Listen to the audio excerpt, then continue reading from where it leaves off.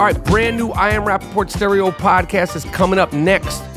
We have Arizona Cardinal, the honey motherfucking badger, Tyrann Mathieu, joining the I Am Rapaport Stereo podcast, talk about his career, his life, what's going on in the NFL. Iconic player, went to LSU, grew up in New Orleans, tells dope stories about seeing Lil Wayne and the whole Cash Money Click crew in his neighborhood when he was just a little kid. His career, his matchups, who's dope, who's not dope, who talks trash, all that. I love motherfucking Honey Badger, the Honey Badger, Tyrann Mathieu. Then me and G Moody, last name rhymes with Duty, are gonna do our thing. There's been a couple of fake sign language interpreters showing up at press conferences doing patty cake baker's man shit instead of doing sign language. Something happened in Tampa at a police press conference, and a lady's there. She's not doing sign language, but she's the fake sign language interpreter. We'll talk some NFL, talk some NBA, talk some deviant Donald Trump. This story that's been all over the news. This kid down in Tennessee, Keaton Jones, young kid, looks like he's probably about 11 or 12 years old. His mother shot a video of him talking about him being bullied, and it went super viral. All sorts of athletes, Delaney Walker, Mark Ruffalo, singers, J-Lo, Steven Jackson, all sorts of people have reached out and expressed wanting their support. UFC, Dana White, every single person that you could imagine on the internet has reached out to him. He was being bullied, and it's just a sort of heartfelt sort of plea for help and why he's being bullied, and it just went super viral. We're going to find out what would happen if this little boy, Keaton Jones, had Danny Aiello show up to his school and at the Bullies' homes and dealt with the parents themselves. And then we have the roving international reporter, the unofficial roving international reporter of the I Am Rapaport Stereo podcast, our guy Eli Lake, who's been rocking with us for a long time now. The simple question I have for Eli today is, what is going on in Israel? Donald Trump named Jerusalem the capital of Israel. I want to know, is that good? Is it bad? Is it real? Is it fake? Why and how can Donald Trump anoint Jerusalem the capital of Israel? He's going to inform us, unbiased, hard-hitting reporting. All that and more on a big banger I Am Rapaport Stereo podcast with the Honey Badger, Tyrann Mathieu, Eli Lake, and me and G Moody. Last name rhymes with Duty. Let's go.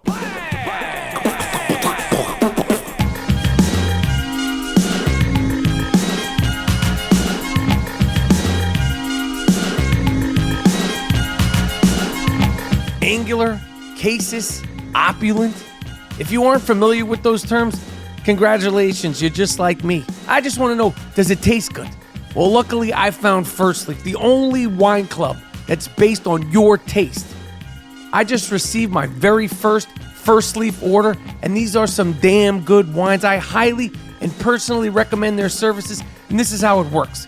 Customize your Firstleaf order by selecting the color, wine regions, and frequency of your wine shipments. Firstleaf then creates an introductory 3-pack of wine just to get you started. They sent me white wine and rosé, and they were delicious. Plus, they keep on coming. With Firstleaf's introductory pack, you'll get all 3 for just $5 each. $5. Normally, these bottles of wine go for like $20 a pop, if not more. When your bottle arrives, rate the wine to get personalized selections based on your unique taste.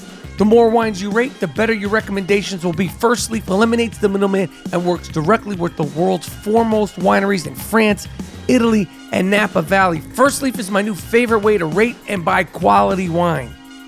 I love Firstleaf. To order your 3-pack of introductory wine for $15, go to firstleaf.com/Rapaport. That's 3 bottles of wine for only $15. Try firstleaf.com/Rapaport.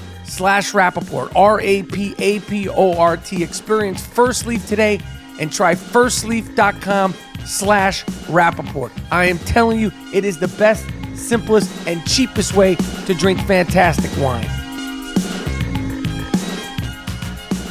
How you feeling, Mr. Moody? Oh, I'm good, man. Everything is everything, man. That's good. That's good. You know? Yeah, I understand that. What have you been up to, Mr. Moody? Oh, man, just I moved in my crib. Yeah, how's that going? It's going good. Yeah. We're basically finished. So what happens now? When are we doing the oxtail stew for the folk? I would say March, and let's do it in the spring. Fucking March. It's December now. What the fuck we gotta wait for March for? Oxtail stew's great in the winter. Listen, man. The people want their fucking oxtail stew. It's you don't bring them here in the winter, man. Let's wait till spring so it could thaw out. Everybody can be good. Okay, no problem. Yeah. Not a fucking problem. So it's all over the news and the internet. I caught it a couple of days ago. This little kid, apparently his name is Keaton Jones, young kid in Tennessee. And it looks like, he had some kind of surgery because he had like a big scar on the back of his head. He made a video for his mother, young kid. I think he's probably like in the 6th grade, 5th grade or something like that. Right. We don't fact check. It's the I Am Rapaport Stereo Podcast. For all new listeners, we don't fact check. We take pride in the fact that we don't fact check. We let the shit talking fall where it may and clean it up if need be later. We haven't really had to clean it up in the past. Nah, we don't do that. But this young fella, Keaton Jones, made a video. His mom was videotaping and it caught on him. Went viral like a motherfucker. I seen everybody from T.I. to Steven Jackson to Tennessee Titan, Delaney Walker to Mark Ruffalo, friend of the I Am Rapaport Stereo Podcast. It's all over the place. If you haven't seen this video, look it up. Here's a little clip. This kid, Keaton Jones. Just out of curiosity, why do they bully? What's the point of it? Why do you find joy in taking innocent people and finding a way to be mean to them? It's not okay. What do they say to you? They make fun of my nose. They call me ugly. They say I have no friends. What'd they do to you at lunch? Poured milk on me and put ham down my clothes. Threw bread at me. Is it just you? Yep. Or is it other kids too that feel that way? Say it's other kids too. How's that make you feel? I don't like that they do it to me, and I for sure don't like that they do it to other people, because it's not okay. People that are different don't need to be criticized about it, because it's not their fault. But if you are made fun of, just don't. So as you can hear, it's very heartfelt and just very genuine kid. Talk about being bullied. As a kid, it's a new age. It's a new time. And, this kid is getting, people from the MMA, UFC world reaching out. They inviting him. People felt bad for him. And I think it's a good thing. Obviously, bullying, especially if it's vicious, mean, beyond, playing around, snapping, talking shit, it could have effect on kids. I don't support it. I don't think it's good. I don't think it's acceptable. Mm-hmm. And I'm glad that Steven Jackson, Mark Ruffalo, tons of people have reached out to him. What about Well, we're glad to have first dibs at Danny Aiello. Yeah. Danny Aiello reached out to him, and here's the audio of Danny Aiello's invitation for this young fellow Keaton. Listen to me, Keaton. Listen to me. I'm going to come down to your fucking school in Tennessee. I'm going to take those little bully bastards down by the fucking belt, and I'm going to spank their bare fucking asses. I don't care if that's fucking illegal. You got a friend in me, Keaton. And then I'm going to take you to the house We're going to have some fucking chicken. I'm going to make some fucking pasta. And then you're going to take me around the neighborhood. And we're going to find those bullying cocksuckers. I'm going to talk to their fucking fathers. I'm going to bring my fucking baseball bat with me. And if they get out of line, I'm going to fucking smash them fucking heads, Keaton. Nobody's going to fuck with you. I'll break their fucking heads, Keaton. Uncle Danny's on the way. All right, so that's Danny Aiello supporting this young kid in Tennessee, Keaton Jones. The craziest thing, and I don't know if this is true or not true or what the fuck is going on, but since this whole video went viral, photos have come out of this kid's mom holding Confederate flags. I don't understand the bullying thing. I'm an old school guy. I was taught to deal with the bully directly. Directly. That's the only way he respects it. Yeah, you got to bust their head. Yeah, it's not like squealing. I understand we're in a new age, and this is how they get down. Hey, everybody's like, oh, squealing, you're a rat. This isn't Goodfellas, asshole. Yo, this isn't The Departed. Oh, you're ratting. Motherfucker, you ain't Joe Pesci. That's what they're saying. Oh, now the kids are like, oh, this guy's just tattletale. Yeah, he's telling. He's a rat. No, these kids say he's a rat. Yeah, he's a rat. He's a snitch ass motherfucker. Like you're in a fucking mob. Yeah, man. So the way I was taught was just like, yo, the bully, you got to go at the bully. He's going to leave you alone. But it's a different thing now. So it's good that people came to his defense. And of course, the I Am Rapaport Stereo podcast will be boots on the ground trying to get to the bottom of what's going on with this kid, Keaton Jones' family. And I wish this kid good luck. And I hope this story doesn't turn into some sort of con job. Since we're on the subject of bullying, Zach Randolph of the Sacramento Kings bullied the NBA's bully. Oh, for what? Boogie Cousins. He's like Mr. fucking tough guy, bully guy, always talking shit in people's faces. Well, he went back to play his old team, the Sacramento Kings. Right. And he tried to get on that slick shit with Zach Randolph. And Zach Randolph told him, where I come from in my hood, we bully the bullies. And Zach Randolph bust his ass, and they beat them. Good. I like Zach. I like Zach, too. The NBA needs to keep Zach Randolph around for as long as they can. The NBA needs guys like this. Guys who could play, guys who play the old-fashioned way, guys who play hard, and that deal with fucking guys like Boogie Cousins, who I like, but he's a fucking bully. He's unfulfilled talent. He's not a team player. He's never going to win shit at this rate. Oh. Unless he revamps his mind and the way he looks at basketball. This guy loves to shoot. You could just tell he plays for himself. He doesn't make anybody around him better, and he's so talented. And I'm glad Zach Randolph was like, yo, what you want to do? Oh, it was like that. I mean, basically looked him in his face. So where I come from, we bully the bullies. Oh, yeah. It was right in his grill. And Boogie Cousins didn't say shit. Yeah, you fucking you barking up the wrong tree with this dude. You could try that shit with Kevin Durant and all these little fucking other guys. Yeah. You ain't doing that shit. And then the following night, or the night after that, Ben Simmons dunked on fucking Boogie Cousins' ass and was looking at him like, fuck you want to do? Oh. Because I think people are like, yo, fuck this guy, man. Yeah, why not? Go at him. And this is another case of bullying. The other night in the game between the Jacksonville Jaguars and the Seattle Seahawks was coming to an end. There was a little skirmish at the end of the game, a little bullshit football skirmish. Defensive end for the Seattle Seahawks, Quentin Jefferson, who's 6'4", probably 300 pounds. He's a fucking beast. Uh-huh. He was walking off the field, and some Jacksonville fans threw beer on him. Then he walked over to them. You couldn't hear what he was saying, but he's probably like saying, I'm going to fuck you up. La, la, la. This is a defensive end. The guy's not to be fucked with. They threw beer on him. He walked back over to him. And then while he was arguing there and talking to him, somebody from behind him threw more shit. He tried to get in the stands. Oh. And what I think the NFL should have did was like, oh, you're a fan. Please come down to the field. You could go to the 50-yard line and have 2 minutes alone with Mr. Jefferson. Yeah.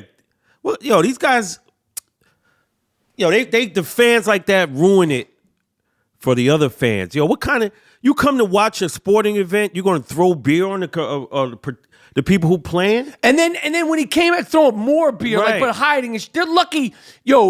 They're lucky this dude didn't get into the stands. This guy would have fucked the whole building up. It would have been some Malice at the Palace part due. Dude.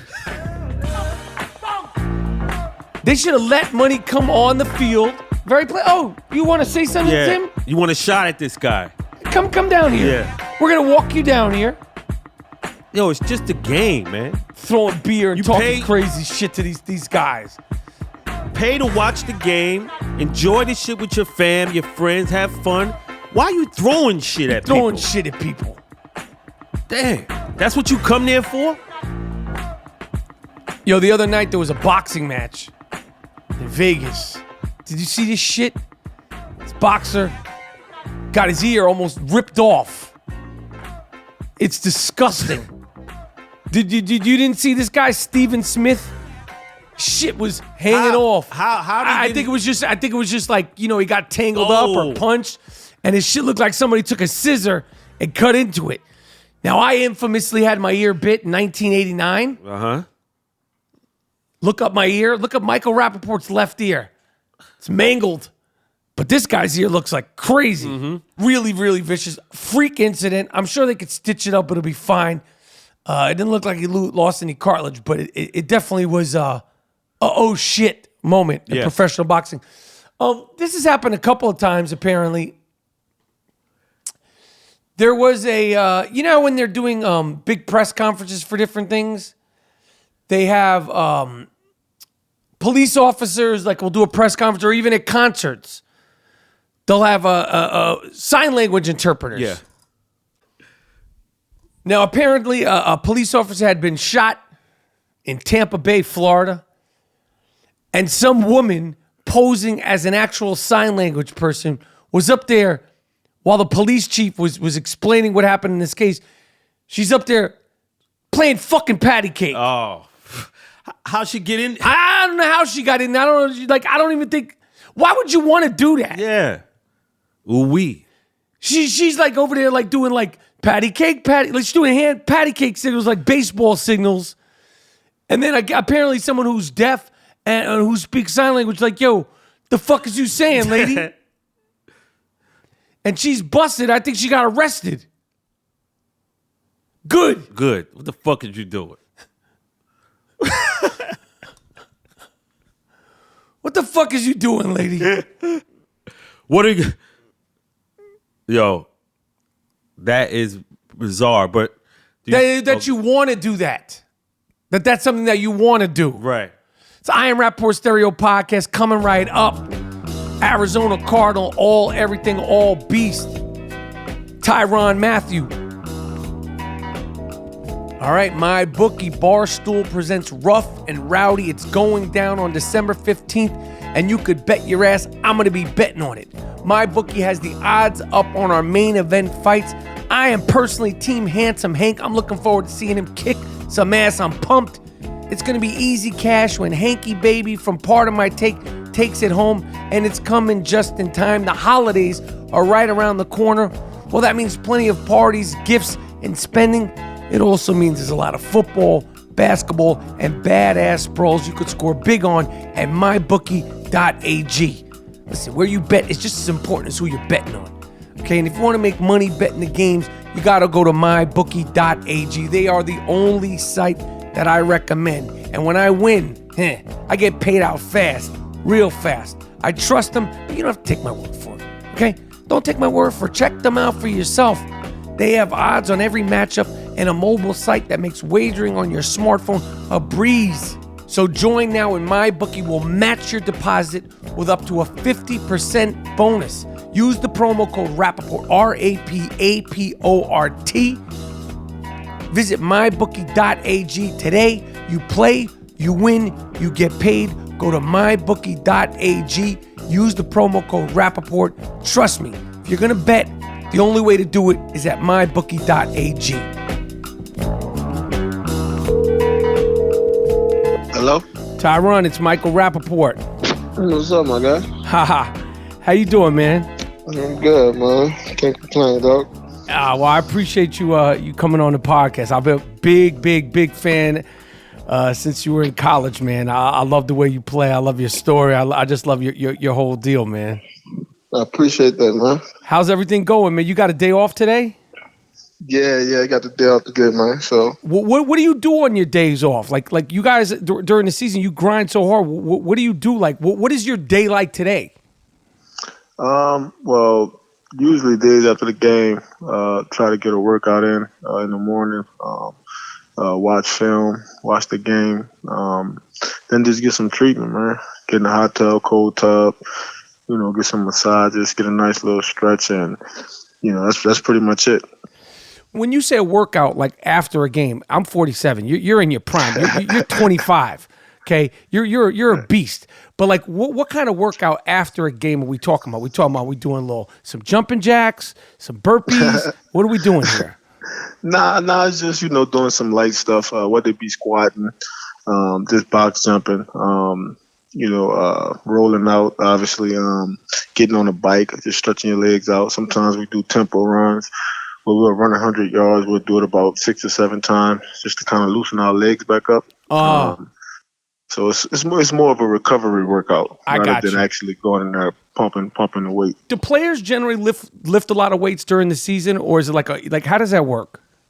Well, you got your gym warriors who like to work out 3 to 4 times a week, and then you got guys like me.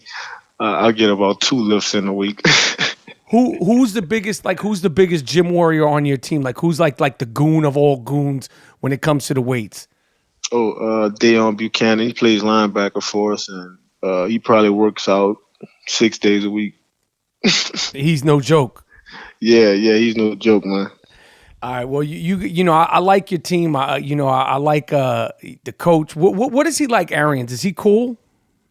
Yeah, he's cool, man. He's straightforward. He's very direct. He's very blunt at times.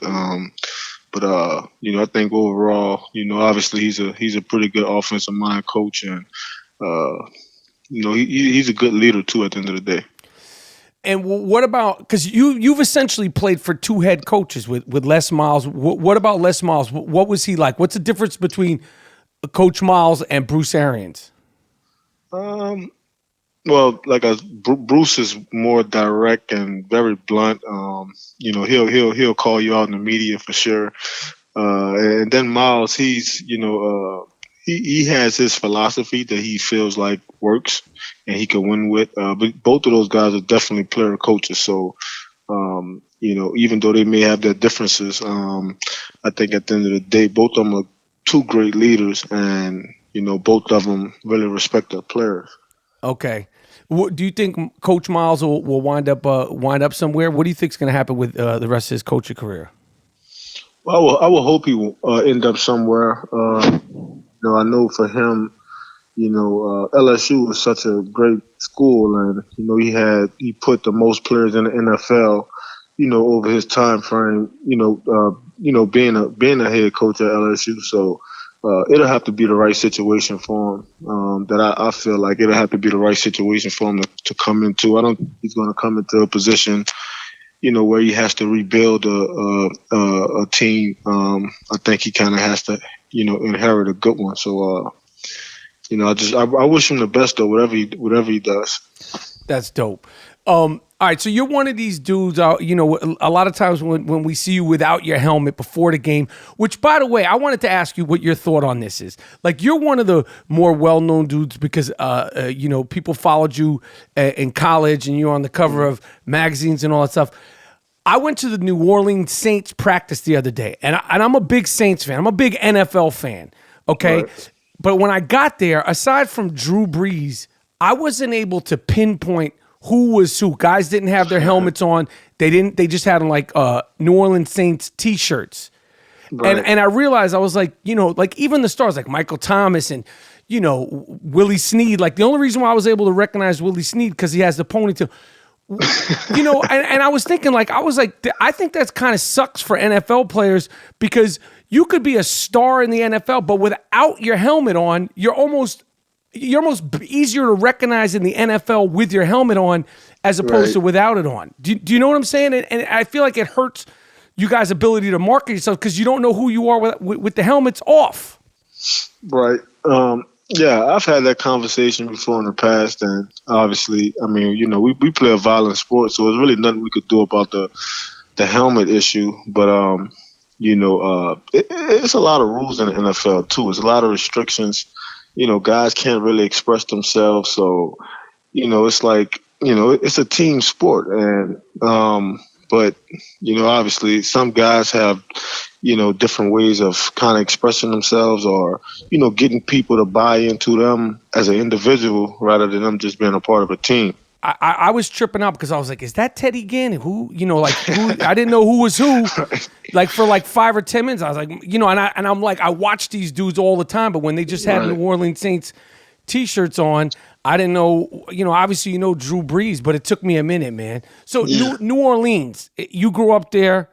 You guys, there's so many athletes from there. You got De'Aaron Fox in the NBA. You, Odell Beckham. Eli. Why is there so many athletes in the NBA and in the NFL from New Orleans? What is it about that city, about that state, Louisiana? Well, it's just it's a gumbo pot, man, and there's so many different races and people, and so many different people from different backgrounds, and it's so much talent, man. Not even with sports, but with music and fashion, and even the entertainment industry.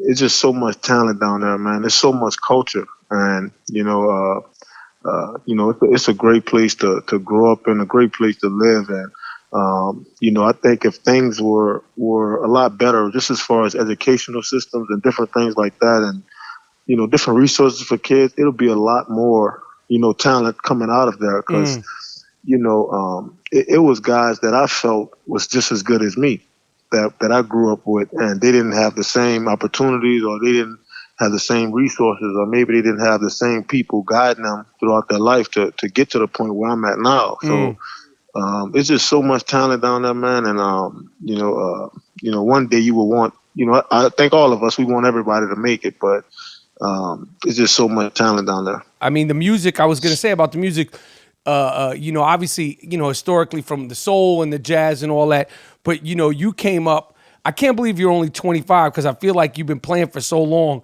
Yeah. But New Orleans, with Wayne and Birdman, Manny Fresh, and Silk the Shocker, that whole clique of people, who's your favorite musicians? Who's your favorite rappers from New Orleans? And what does New Orleans hip-hop mean to you?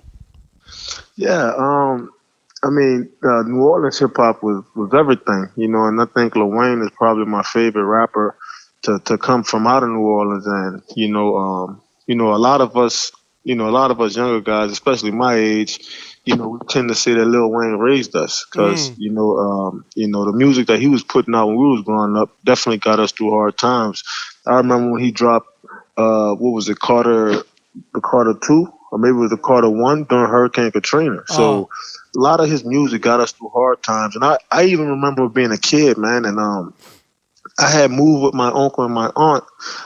They had adopted me, and I had moved with them to the east side of New Orleans. And Lil Wayne and them would come through, in all these foreign cars and Rolls Royces and Bentleys, and they would hop out the car, no shirt on, jeans sagging. And, us as kids, we never was around superstars. And just to see those guys in the neighborhood, hanging on the corner and, driving good fly cars and having all these chains on. So all those things kind of kept us motivated. Yo, that is dope, man. You got to see those guys, like, when how old were you? How old were they? Man, I'm 25. Lil Wayne has to be, 31, 32. So I had to be around 10, 11 years old. And this is right when, he had started the Squad Up, that Squad Up clique, and all those guys would be out there. And you'll see BG, you'll see Juvenile, you'll see those guys at the po' boy shop getting the po' boy. So there was just regular guys, man. And they just made it cool to to not only have success, but to always remember where they came from. That's dope. That's dope. Yeah. How old were you when Katrina hit? How old were you? I was in the 8th grade. Damn. Yeah, I was in the 8th grade. I was 12 years old, 13 years old. What do you remember about like that time? Like, did it affect you? Well, I was a kid, and so for me, every year, right? Because growing up in New Orleans, every year you have this possibility of a hurricane hitting, and for us, it was just free time off of school, so we didn't have to go to school. But Right. obviously, it was especially with Katrina because it definitely impacted us because not like a lot of the other hurricanes that just kind of blew over us and it was just wind and rain. Katrina actually affected us. So, I lost all my childhood pictures, trophies, memorabilia. Basically, anything that I couldn't take with me, it was lost. So, Katrina definitely took a lot of memories, away from me and away from a lot of other people. Damn, man. That's crazy. Yeah. What are you listening to currently? Like, what is like some of the shit that you're rocking before the game to get hype? I listen to Lil Wayne. I love the Carter 3. That's probably my favorite album he did. I love Juvenile album, 400 Degrees. Before some games, I usually just put Ghetto Children on repeat, and that's pretty much the song I'll listen to the entire pregame, and obviously Young Jeezy. I love his music as well. So those will probably be the 3 guys that I probably listen to the most before a game. Have you gotten to meet those guys since you started playing? Since you were at LSU and playing in the pros? Yeah, I've met Bernal before. I've talked on the phone with Lil Wayne a bunch of times because I'm really cool with Mac Main, who's pretty much his right hand man. And I remember when I was in college, man. Lil Boosie had just went to jail, and this was right when the Honey Badger that whole thing kind of took off, and he would write me letters from jail, and I thought that was the coolest thing in the world. So, he wanted me to hold down Baton Rouge until he got out of jail. So, I hope I did a good job of that. Nah, you did a good job, man. I mean, you did a great job, and like I said, I've been a fan of yours for a while, but it's like you start to think like I thought like 28, 20, 29, 25. I mean, you're so fucking young, and you've done so much, and you've already had such a good career, and like to be 25 is crazy. But like when the stuff was going on at LSU and the suspension and all that, but since you've gotten into the pros, like you don't hear anything about you except for getting busy on the football field.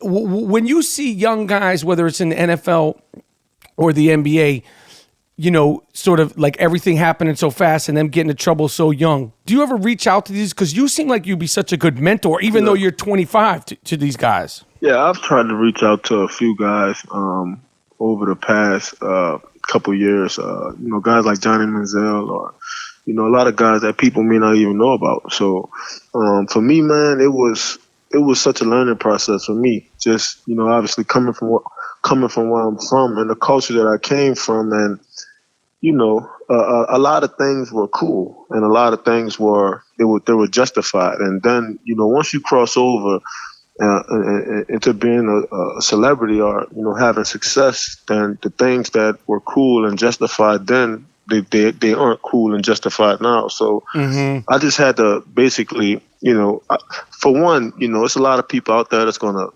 try to beat you down and try to, put negative things on you. So for me, I just had to take a step back and kind of reflect. And then really half of the battle for me was shifting, my thought process, so, and I think that's what a lot of guys struggle with now. It's just their thought process. I don't think that they're bad people, I think that their thought process is just messed up. And, if they could just correct their thoughts, a lot of times it'll save them from, getting into a lot of trouble.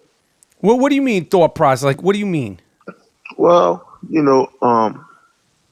sometimes it's cool to just stay inside. You don't have to go out and be out. Or if you have a big game, you don't have to go celebrate every time. You don't have to go get drunk. You don't have to get high.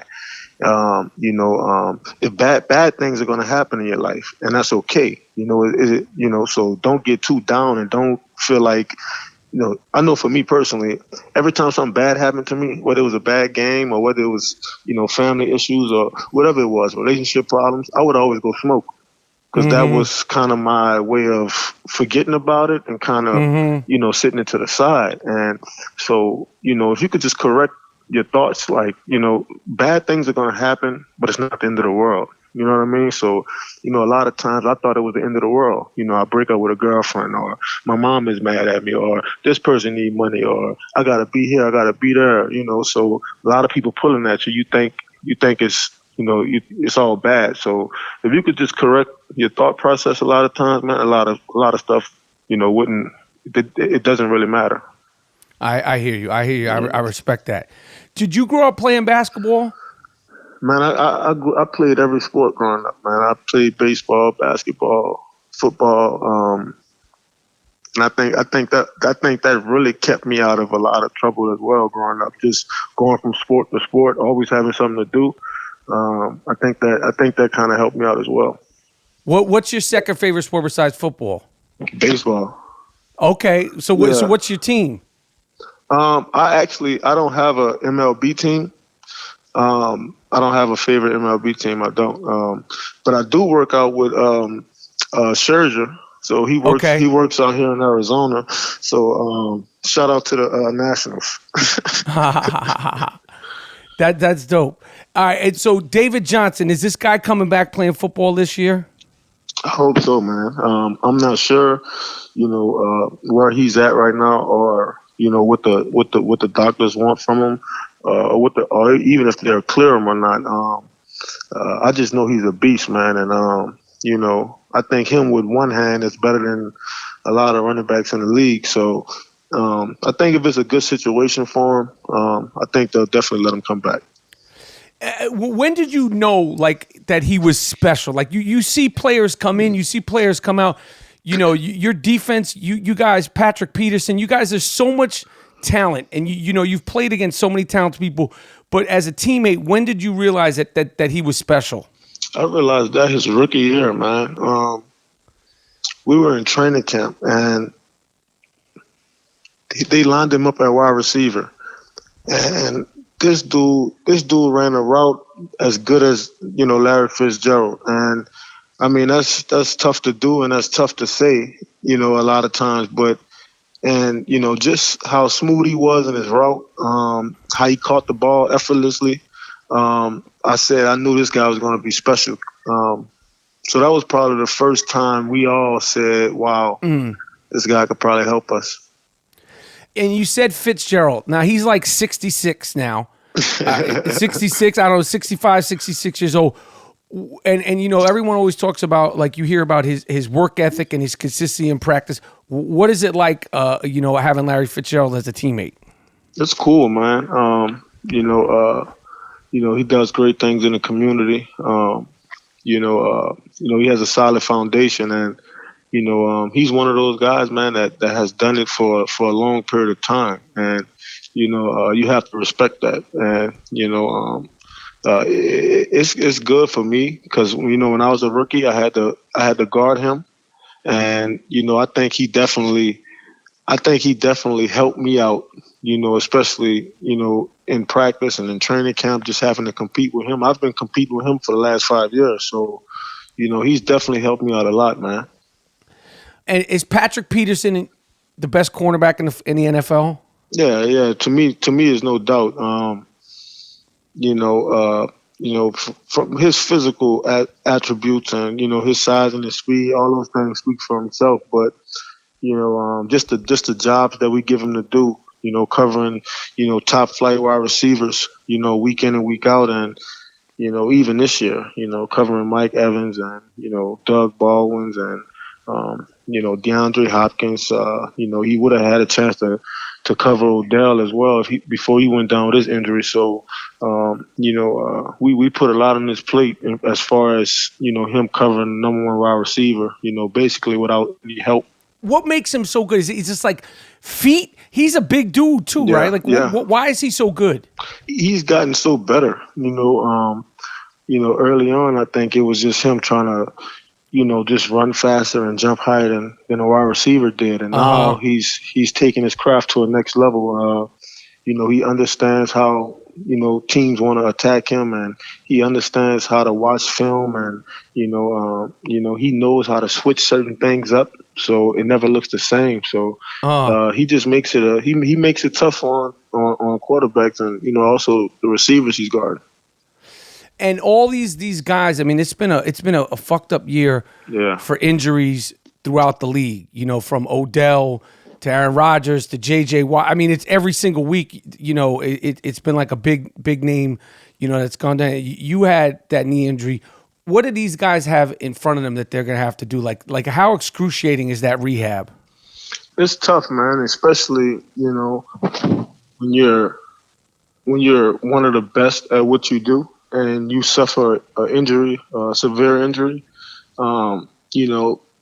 in my mind and in a lot of guys' mind who are at the top of their game, it sets you back mentally, not as much physically.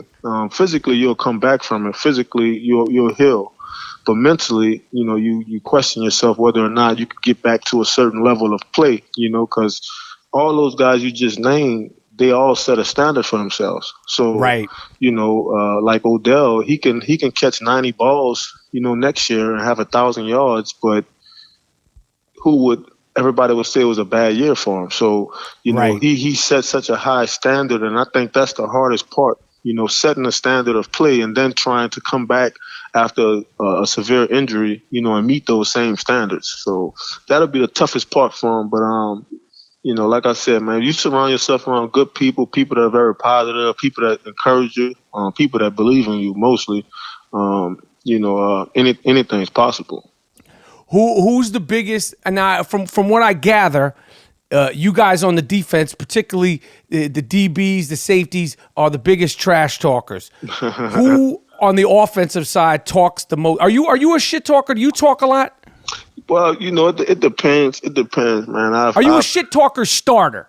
Like, do you instigate? Because I imagine you're not going to not talk, but are you an instigator? Are you a shit talking instigator? Nah, I'm not instigating, but I'll finish it though.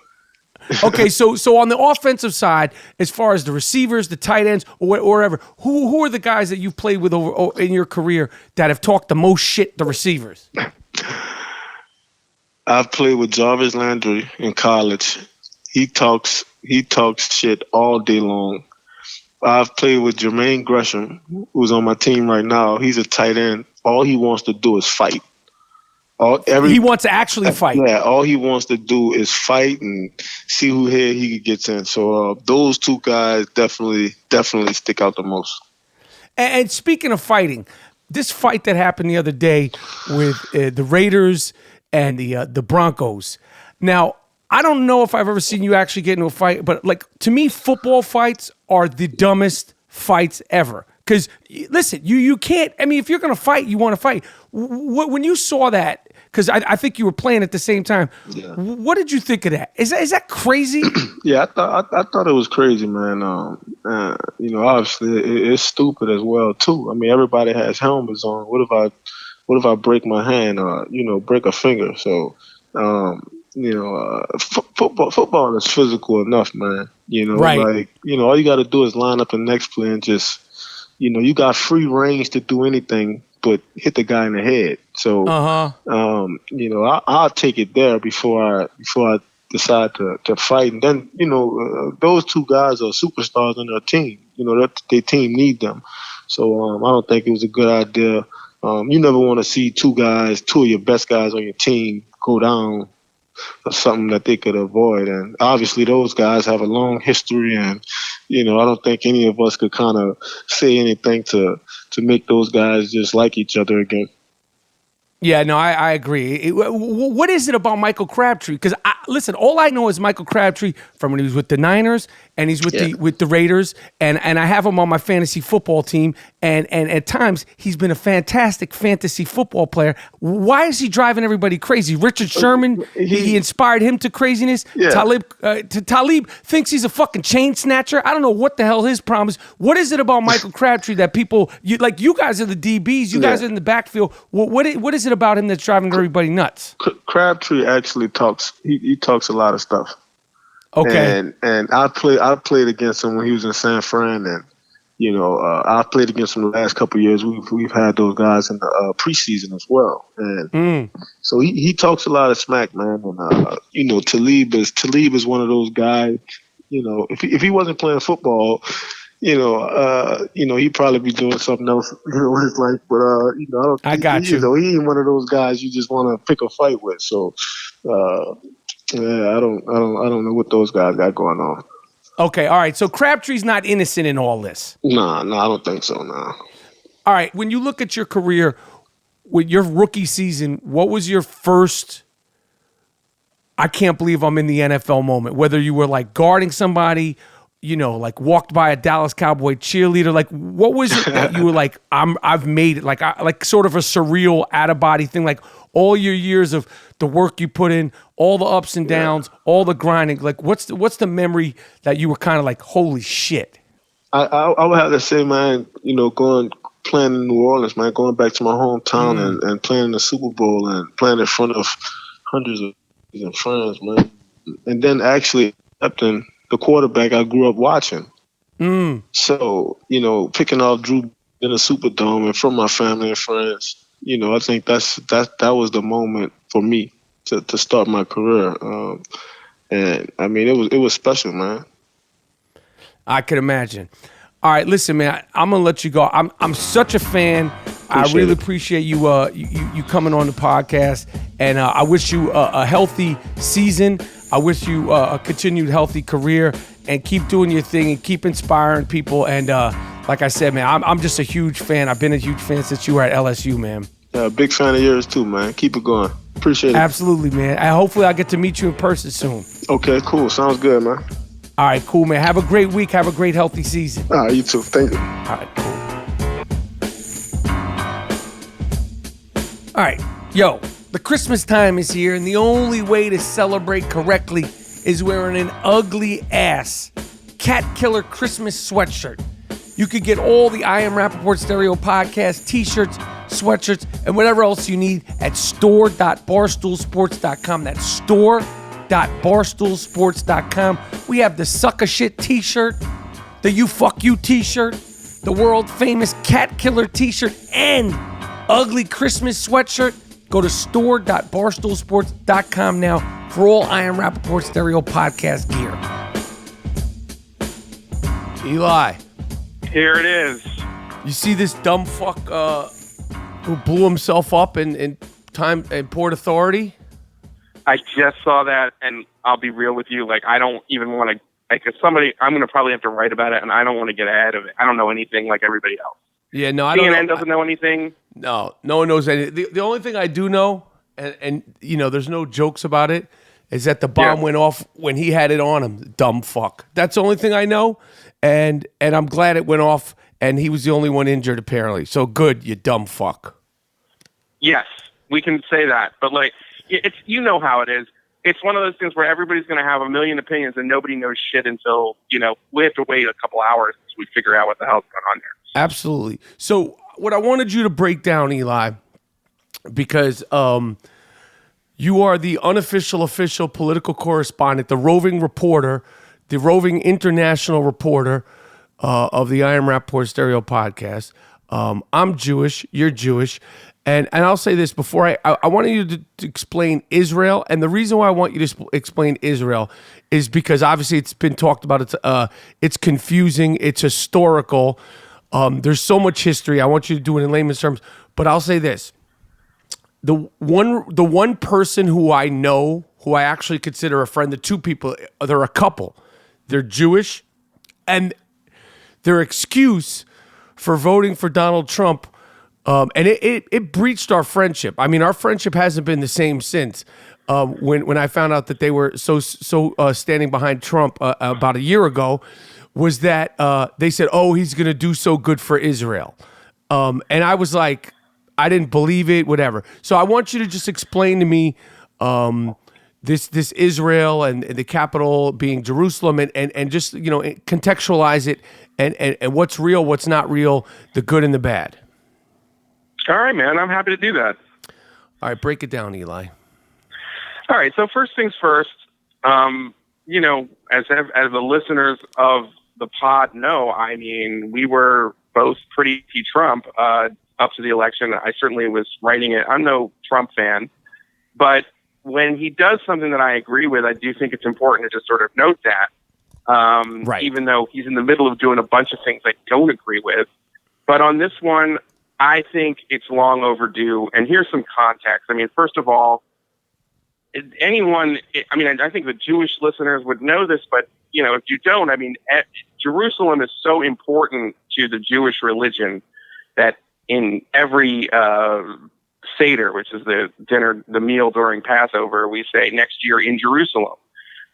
It is the initial sort of birth. It is the location of the original Jewish kingdom. That's not obviously, that's long in the past, and we shouldn't get too hung up on that. But there is a special connection to that city and the Jewish people, which in my view, and I'm Jewish, so I'm going to come at this from a particular perspective, is a stronger bond than Christians have to the city or Muslims have to the city, even though I don't deny that they have that bond. And so in that respect, it's important when the world recognizes, and the most powerful country in the world, the United States, recognizes that Jerusalem is indeed the capital of Israel. That said, it is deeply controversial because until 1967, or I should say between 1948 and 1967, the city of Jerusalem was divided between west and east. And the eastern part of the city had the remains of the outer wall of the Second Temple, which is important, very important to Jewish people. But it also had something known as Al-Aqsa Mosque, which is very important for Muslims, which is the place that they believe that Muhammad ascended into heaven in a dream. And therefore, there has been since 1967, which is when the Six-Day War happened, and Israel reunified that city, there has been an arrangement with a Jordanian group known as the Waqf to administer these holy sites in such a way that Muslims can pray at Al-Aqsa Mosque and Jews will pray, obviously, at the remains of the Second Temple. And so far, there has been scares, but it's been okay.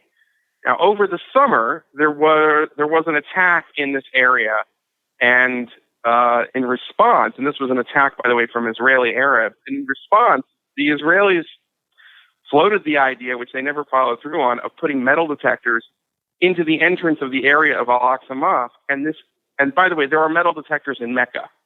There are metal detectors in other holy Islamic sites, but this was then used as an excuse to have 3 days of rage from the Palestinians, and the Israelis backed off. And this gets to the reason why I think what Trump did was the right thing. Because if you look at the propaganda of the Palestinians and other more extreme Muslims, they talk about the idea of liberating Jerusalem, which what they mean is kicking the Jews out of the city. And that, I think, is encouraged when you have a policy of official neutrality from the United States and other Western countries. And what Trump did was he said, listen, we recognize Jerusalem as the capital. We will have we're starting the plans now to finally move the embassy. I should say that every presidential candidate, even at one point Barack Obama, though he kind of was on both sides of it, has promised to do this since Ronald Reagan. And there has been a law in place since 1995 that's called the Jerusalem Embassy Act, which most members of Congress have voted for and endorsed. So in the U.S., it's not that controversial. And so what Trump did is said, we're finally going to implement that law. But he did not. He then made sure to say carefully in his statement, which is a rare moment where he has embraced a kind of nuance, that none of this precludes the final status agreement between the Palestinians and the Israelis. So he what does says that mean? What does that little detail What that mean? means is that that whatever happens to the final status of Jerusalem, both sides need to agree to it. That's a very important principle. He's not asserting that the Palestinians will get no claim to Jerusalem. He's saying, for now, it is the capital of Israel. And even if you just said it was West Jerusalem, which is probably where the embassy will be, I mean, the Palestinians never really had a claim to West Jerusalem. It was always about East Jerusalem. But he's saying we still support not only a peace process, but we support the principle that the city of Jerusalem will be determined by negotiations between both parties. So that has remained consistent. Well, let me ask you that one question without losing your train of thought. How does Donald Trump or any American president get to articulate that Jerusalem is the capital of Israel? How do we get that say as like no other leader of any other country could say, well, you know what? Missouri is the capital of the United States. How does he get to sort of anoint that? Well, it's because Jerusalem has been a disputed city. Even in 1948, when the modern state of Israel is born, the original idea was for the city of Jerusalem to be a kind of special zone that would be administered by the United Nations.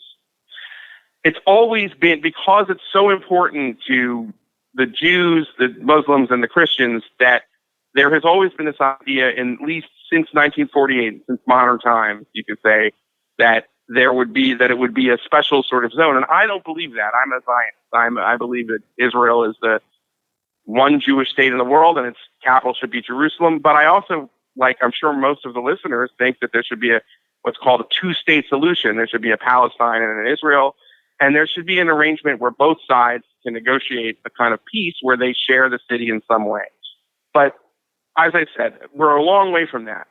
But because of that concern, it's such a tinderbox and it's such a disputed city that it is one of those things where it's a very big deal that the United States would recognize Jerusalem as the capital, because it breaks more than 70 years of precedent where we said we're going to leave that until the end of the negotiations. That will be something that we will do our recognition of Jerusalem when there's a peace between Israel and the Palestinians, and that's a long way away.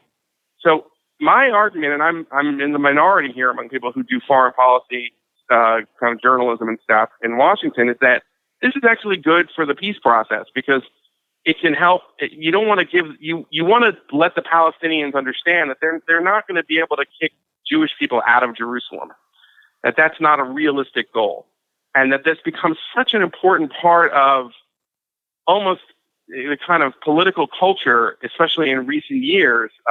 In 2000, when there was a second intifada, it was an intifada for Al-Aqsa, the mosque that we talked about. We've recently seen a sort of spate of these horrible sort of stabbing attacks in Israel in the last couple of years, and it's all been part of a sort of Jerusalem intifada. All of that is because I think the Palestinian leaders, including the more moderate one, Mahmoud Abbas, have played this cynical game where they treat Jerusalem as this rallying cause, and they're not preparing their population to ultimately share that city.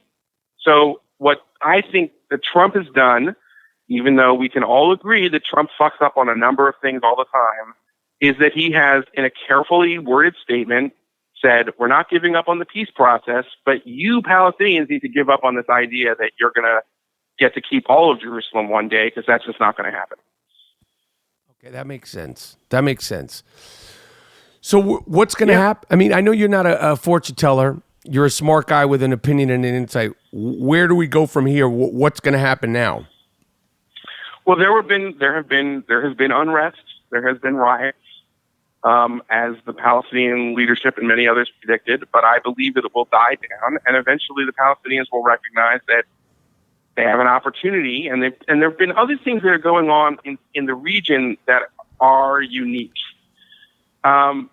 Traditionally, not to get too deep on this, but the Israelis had a policy of what's kind of a foreign policy known as the periphery, which is that the founder of modern Israel, David Ben-Gurion, believed that he would never be able to have any kind of peace with the center of the Arab world like Saudi Arabia, and that instead he would need to build relationships with Turkey, Iran, Ethiopia, countries that are on the periphery of the Middle East. Now, the irony is that today the Saudis are working very closely with the Israelis because they fear Iran. And that, I think, has also opened up new opportunities. There was a story in the New York Times, which I think was mainly true, my sources have said is mainly right. I mean, there's been some disputes on this, that the Crown Prince of Saudi Arabia had summoned in November the leader of the Palestinians, Mahmoud Abbas, and said, you need to take a deal that's going to be offered soon in this peace process. That's the opposite of where the Saudis were when the last time, someone really seriously tried to do this, which was Bill Clinton in the 1990s. They were, they did not really put pressure on the Palestinian leader at the time, Yasser Arafat, to take a two-state deal. And that, I think, is another significant issue. I mean, we'll see what happens. But there may be some opportunities now because, also, you look around, it's very hard to make the argument that the biggest problem for Arab states right now is Israel. In fact, it's clearly not. I mean, look at Syria, look at Yemen. The whole region is really in a state of chaos and war. And there's a bigger things going on than Israel. So that may be, the opportunity to finally get this elusive peace deal. I mean, I don't never hold your breath on this because it always ends up not happening. But that's the one thing. I mean, things are really changing. Now, is Donald Trump or Jared Kushner, are they the people? Are they the, modern day, geniuses that are gonna pull this off? I am not holding my breath. But I thought his statement on Jerusalem, the way he said it, it exceeded my expectations. How about that? All right, what else you got, Eli? What else is pending? What's the most pertinent thing in United States world affairs going on in the world? Like, what else is sort of burning, concerning that you could educate me and some of the listeners on? Well, we've talked about North Korea before. My view is that it's not worth a war. We don't want them to get a nuclear weapon, obviously, but I don't think that they're going to give it up through negotiations. So we've talked about that before, but that I think is moving forward, I think that the Trump administration's gamble that they thought that they could make friends with China and the Chinese would pressure the North Koreans, that's over. So that ups the prospects of it. But I don't think I don't think that Trump is going to launch military strike in North Korea, but that'll pop up again.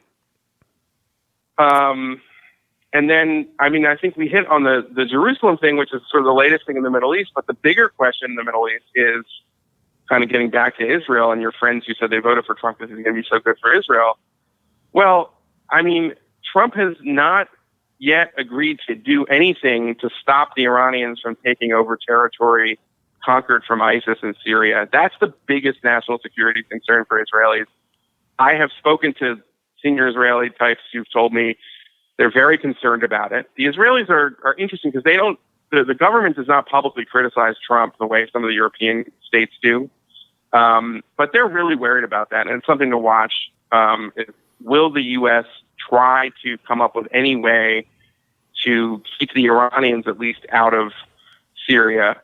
And I don't know that Trump has not come up with anything on that. And one way to look at Trump is that he sometimes sounds buck wild. Like he sounds very militarist and bellicose. And he is probably as close to sort of Obama as, we can imagine in terms of the idea that he doesn't want to send U.S. soldiers anywhere. So he does things that are tough sounding, but he's not really, he was very reluctant to keep U.S. soldiers in Afghanistan where they're probably needed at this point, in my view. It took him forever to agree to that. And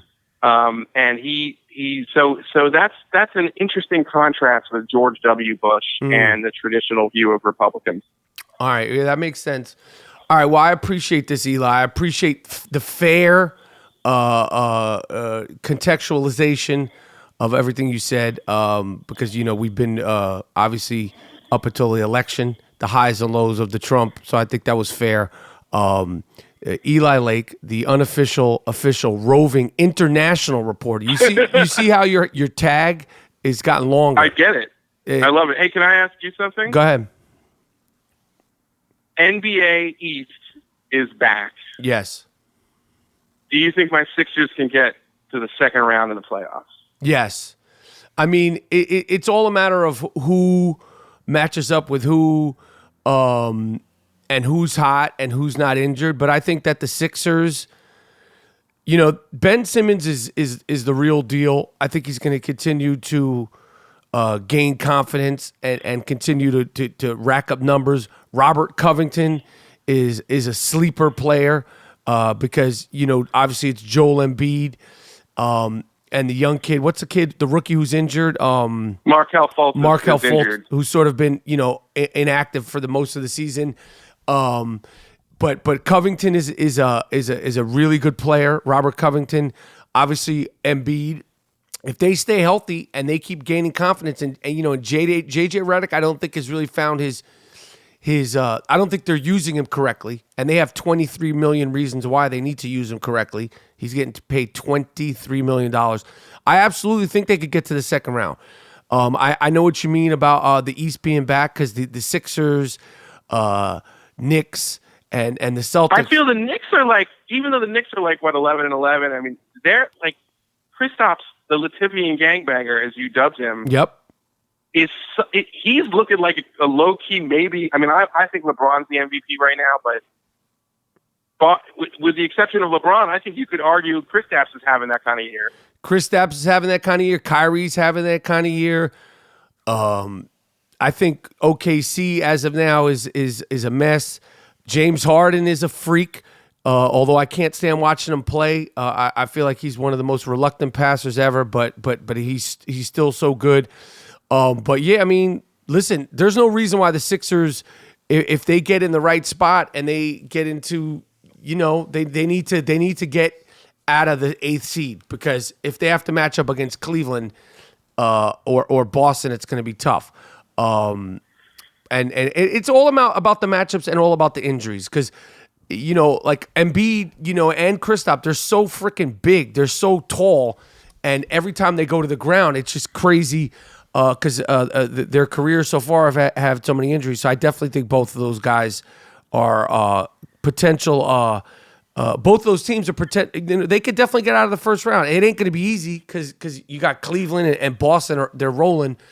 But the future is bright in Philly. It's always sunny in Philadelphia. No, I like it. It reminds me of, I mean, we're like the same age. It reminds me of growing up, the NBA, the Eastern Conference used to be a power conference. Yep. It used to be the place to be. It feels like it's coming back because, I mean, unless, who knows, because your owner of the Knicks there is an idiot, but if they hold on to Kristaps and they build around him, he's not going anywhere. The Knicks are going to be good for a long time. No, they're not letting him go. There's no way they're going to let him go. The thing I love about him the most, amongst all the obvious things, he gets and understands what it means to play in New York. Like he gets it. It's a little bit different to play in New York. It's a little bit different to play in places like L.A. And he gets it. He understands the crowd. He understands what the crowd wants. He understands the hustle. He understands just the tenacity of the fans and how they could, sort of slip and slide and ebb and flow with you. And I think he understands that. And the fans love him. And he's embraced New York, and New Yorkers have embraced him. So it's exciting. We're not there yet. The Knicks ain't there yet. The Sixers ain't there yet. They need a good point guard. They need somebody who can distribute the ball and take some of the burden off of him. But they got the big piece. Exactly. So it's exciting. So we'll see, man, what happens. All right, man. Happy holidays to you and the I Am Rapaport, and congratulations to all your success. I mean, it's really great to see it because, I mean, you're blowing up, man. It's great. I appreciate it, Eli. I'll talk to you soon, and I appreciate the insight and the information, my man. Yeah, definitely, man. Thank you. All right, Eli. All right, there you have it. Fair, hard-hitting journalism from the roving international reporter of the I Am Rapaport Stereo Podcast, my man Eli Lake. You can look him up online at Eli Lake, Bloomberg News. And we'll be right back. I Am Rapaport Stereo Podcast. Let me hear some funk.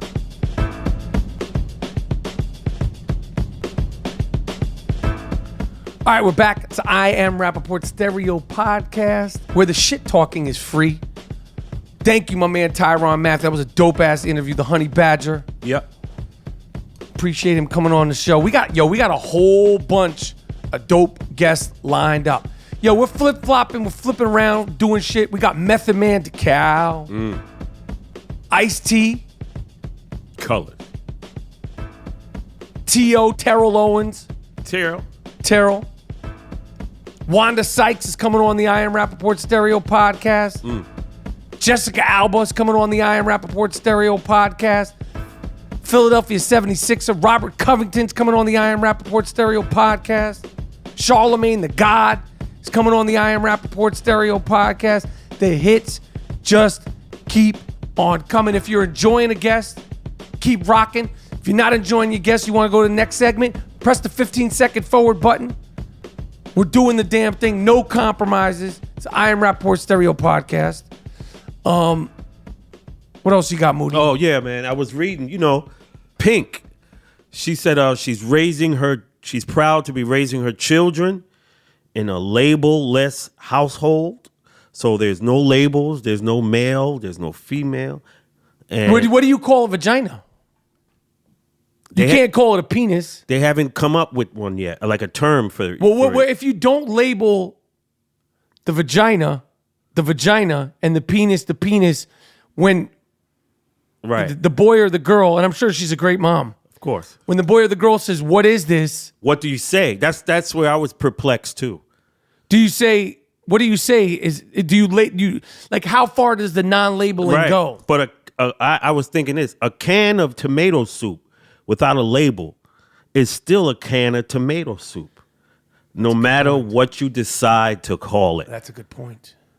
You open it up, it doesn't have a label, but it's red. It's tomato soup.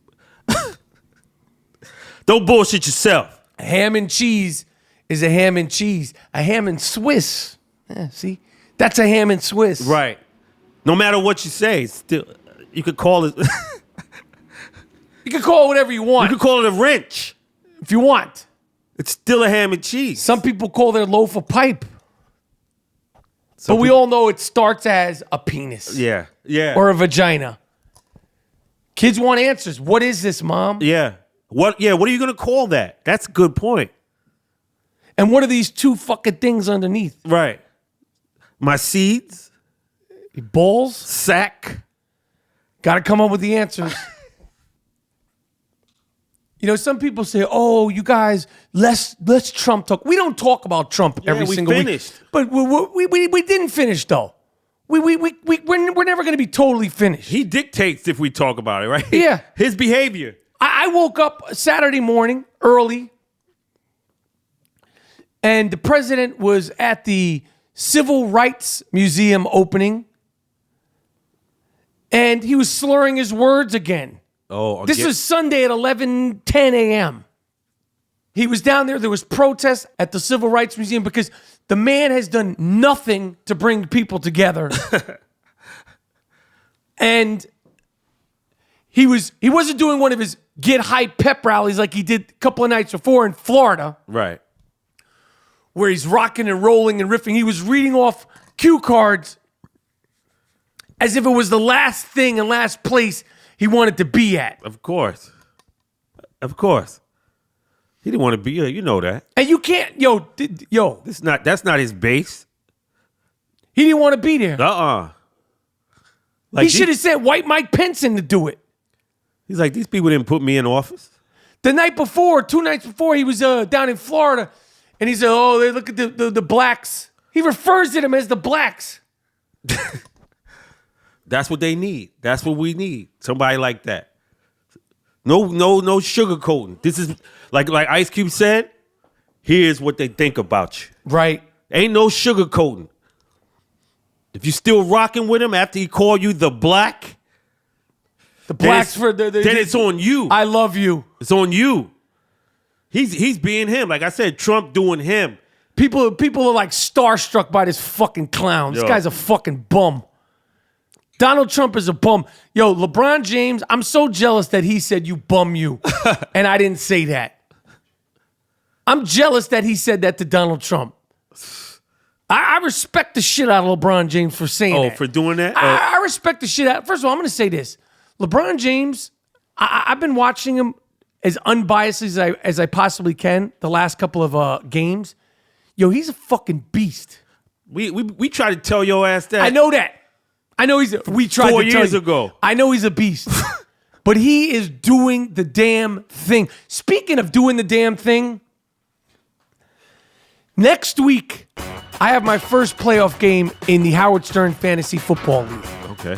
Now, of course, we do all our fantasy football talk on the world-famous Fantasy Football Follies with my co-captain, Tommy Guns, every Thursday. Okay? But in the Stern League, I just had a bye, which means I won the regular season. I didn't play this past week. Gorilla Tooth Gary's out. He's out. He lost. He's a fucking loser. Jason Kaplan, the other animal, Gone. done. I don't know who I'm playing, either Scott Salem or Ben Bardo. Neither here nor there. All right. But as my prize, instead of getting a ring, actually, I'll take the ring. What I want, what I'm going to demand as my gift for hopefully winning this fantasy football league is I get to go back on the Howard Stern show. I get to bring a gigantic toothbrush and I get to brush Big Tooth Gary's gorilla fucking teeth. All right. Live on air. That's what I want as a prize. That's your prize. Jesus. I get to brush his fucking gorilla teeth. All right. I get to fucking clean those horse teeth once and for all. Get like a drill-sized cleaner. You know, I'll put a sponge on it, and it's like I'll stonewash those fucking things. If I win the league after every single thing that I've been through, Right. that's the least I should be able to get. Make it happen. You know, I know the majority of the listeners aren't from the New York City area. I don't even know if they have these pharmacies, sort of superstores in the rest of the country. But in New York City, they have these stores called Duane Reade's. I know in Los Angeles, they have Rite Aids, CVS. Like they're like the giant sort of chain pharmacies that seem to be on every block. Why you need a pharmacy / superstore on every block, I don't know. But the Duane Reade's in New York City are so fucked up. The people that work there they're like zombies. I don't care if you go in the bright early in the morning, the middle of the afternoon, early evening, and late at night. You couldn't find a more miserable batch of people working than there is at a Duane Reade store right in the heart of Manhattan. Why? Why do They're you think just so? animals. What happened? They're fucking animals. Like, listen, I know the job probably sucks, but at least it's a job. Number one. Everybody's talking about there's no job. Listen, not everybody's meant to be a CEO. This is Okay, true. and if you want to change something, go to night school. You want to change Open it a up. fucking hot dog stand. Right. I don't care what the fuck you do. But I'm fucking there to buy my little shit. I went in there the other day to get some throat lozenges and some Aquaphor. You know what Aquaphor is? No, I don't know what the fuck Aquaphor is. Aquaphor is like sort of like a it's like a Vaseline substance. I got dry nose. I hear You hear you. my throat's a little fucked up? I hear you. So I put the Aquaphor up my nose, dry nose, but it's not like Vaseline because Vaseline dries up. The Aquaphor stays moist. You all fucked up. And of course, the throat lozenges, you know, fix the throat. Dude, I walk up to the line, right? And I have like 6 bottles of water. As I'm walking up to the line, the lady says to me, and I quote, "How you know I wasn't going on a break?" Oh, And I go, "Huh?" She goes, "How you know I wasn't going on a break or going to use the bathroom?" I said, "Well, you didn't say you were." She goes, "But how you know I wasn't?" oh man. I said, "Are you going on a break or going to use the bathroom?" She goes, "No, but how did you know that?" I go, "Listen, you got a problem. We can work it out with your manager." Like they try to like fucking, I'm the customer, you fucking animal. Yeah, that's what I said. Always right. How you know I wasn't going on a break or going to the bathroom? I got 6 bottles of fucking water in my hand, a tube of Aquaphor, and 2 packages of throat lozenges. I need to put it down on the counter. I'm the next man up. That's right. If you're going on a break or going to take a shit, lady, Go ahead. Send somebody else in here. But don't break my fucking balls. It's 9 a.m. on a Sunday, crazy lady. Mm-hmm. You got to tell them. Yeah, you're the adversary. You're not going to fucking bully me. See, she thought I was one of these fucking Upper East Side flunkies. Mm-hmm. There's a lot of old people in this neighborhood. She was checking them. Yeah, you're not checking me, fucking nut job. At the Duane Reade on 79th in York. You're not fucking checking me. And it's not just the one on 79th in York. It's all over the fucking city. You go in there for a pack of gum and maybe some Burt's Bees lip gloss. Burt's Bees chapstick. It's this time of year, like a chapstick. Throat, I need my Aquaphor. I got to keep everything moistened. You got to keep your whole shit wet. These people they're savages in there. And they, God forbid you go in there late night. I'm telling you, it's like the fucking Dawn of the Dead in there. Duane Reade, come get your people. Listen, that's it. That's it. Yo, I want to thank the Honey Badger, Tyrann Mathieu, for joining us on the I Am Rapaport Stereo Podcast. Right smack dab in the middle of the NFL season. I appreciate the time. I appreciate the insight. Appreciate the honesty. Honey Badger, stay healthy. Have a great rest of the season, Tyrann Mathieu.